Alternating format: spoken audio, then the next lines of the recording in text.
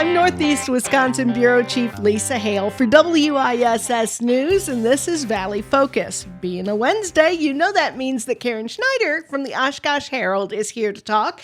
Hi, Karen. How are you? Hello, Lisa. I am doing great. Happy Halloween week. Yes, are you excited for Halloween? Of course.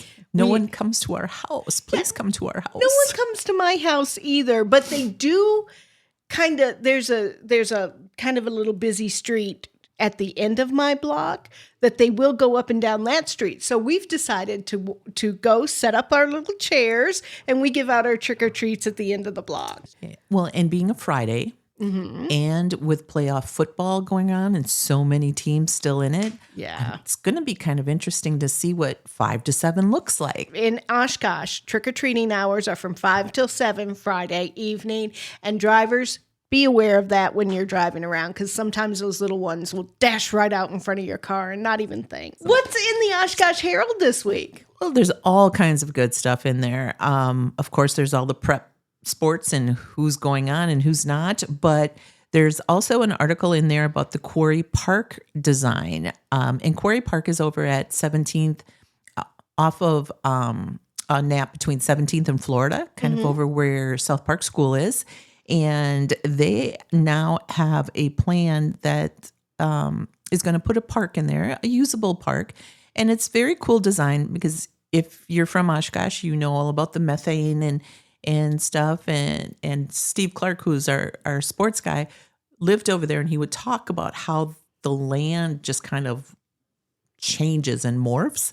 But they are looking at creating a kind of a neighborhood park and putting some boulders in there for seating and some prairie grass and natural habitats, along with some walking trails. So the neighborhood is, from the people who spoke at the Plan Commission, most of them are excited about it. There will be some of those musical instruments for the kids to play on, paths that connect people from all corners of the park.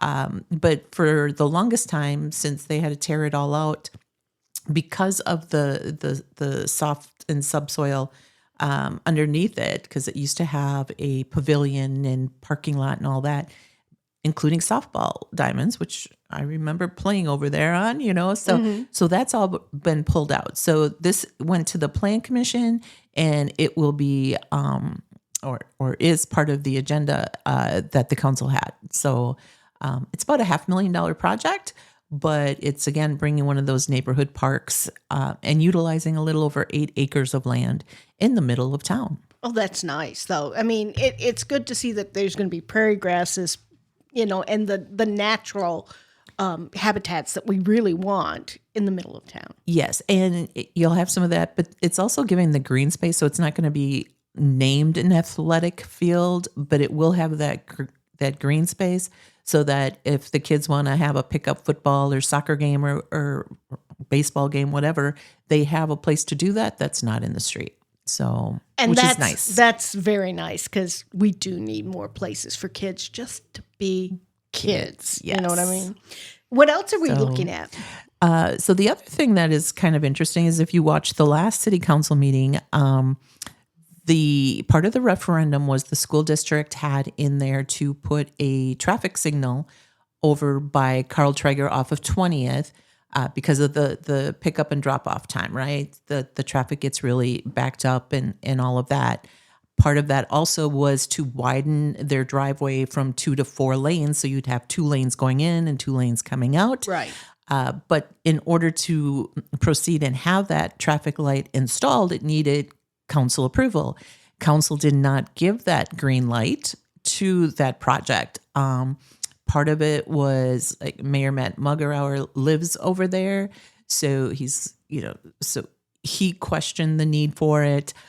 There was a neighbor that lives next to the school who has shown up repeatedly to speak to it, because that traffic light would then, of course, back up traffic in front of their homes and so forth, and they could get stuck there for a while. And also the lack of communication was brought up. There is a landscape company right across the street from it. They were asked if they ever went over to speak to that company, because it would also impact them during business hours. there are the letters that go out for those neighborhood meetings, but it appeared that there was never a conversation that took place with that commercial business. So the council, decided against that. But the school district should still be going ahead with widening those driveways so that people can get in and out. And so we'll see how that goes over there for Carl Traeger, because they've had a problem over there since it opened up, right? There's a lot more traffic going over there. People are, you still think it's out in the country. So even though I believe the speed limit is 30, people are going 50 miles an hour down there. So there's a lot more things that need to be addressed over there. But hopefully with that extra lane coming in and out, that will speed up the drop off and pick up avenues. So, and that's really what they were looking at, was with the possibility of increased student activity there. Right. As they go through the referendum and consolidate some schools. They are assuming there will be increased traffic, and they're trying to kind of nip it in the bud before it happens. Yes. They were trying, but now it's a kind of a wait and see situation. Yeah. And it doesn't mean the school district won't come back and say, hey, can we take another look at this? I'm sure from the feedback they heard from council and some of the neighbors that when you go back and try again, what part of your game you have to up, right? Communication, reaching out to the people who are going to be impacted by that.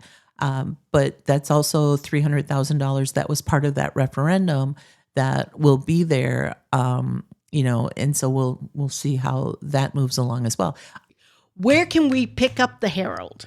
So you can find the Herald online at OshkoshHerald.com, at the downtown coffee houses, New Moon, Planet Perk, Caramel Crisp. They all carry the Oshkosh Herald along with most of your BPs and Festival and Piggly Wiggly. And if you're, tech savvy kind of person such as myself, where would you get it online?